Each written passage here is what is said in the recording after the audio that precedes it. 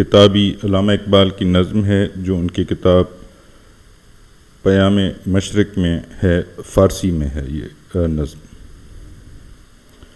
شنیدم شب در کتب خانہ من، بپروان می گفت کرم کتابی، باوراق سینہ نشیمن گرفتم، بسے دیدم از نسخہ فاریابی۔ نہ فہمید ام حکمت زندگی را، ہما تیر روزم ز بے آفتابی۔ نکو گفت پروانہ نیم سوزے، کہ این نکتہ را در کتاب نیابی۔ تپش می کند زندہ تر زندگی را، تپش می دہد بال و پر زندگی را۔ شنیدم سنا میں نے، شب ایک رات، در کتب خانہ من اپنی لائبریری میں، میری لائبریری میں نے سنا۔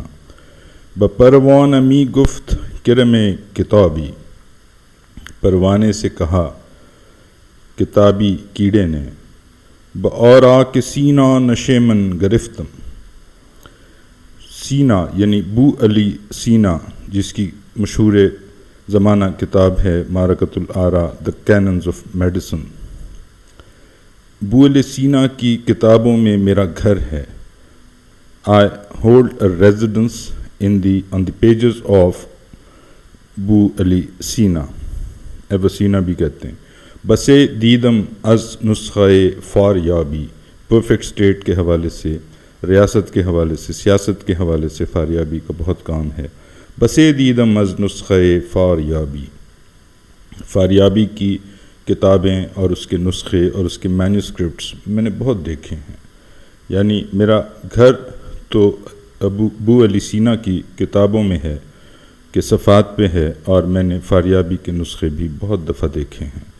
نہ فہمید ام حکمت زندگی را، لیکن فہمیدہ یعنی فہم، نہ فہمیدہ نہ سمجھ آ سکی ہے مجھے ابھی تک، حکمت زندگی را، زندگی کے راز کی سمجھ مجھے ابھی تک نہیں آئی، اس کی حکمت کی، زندگی کی حکمت کے بارے میں مجھے ابھی تک سمجھ نہیں آئی۔ ہما تیر روزم ز بے آفتابی، سب تاریک دن ہیں بغیر سورج کے۔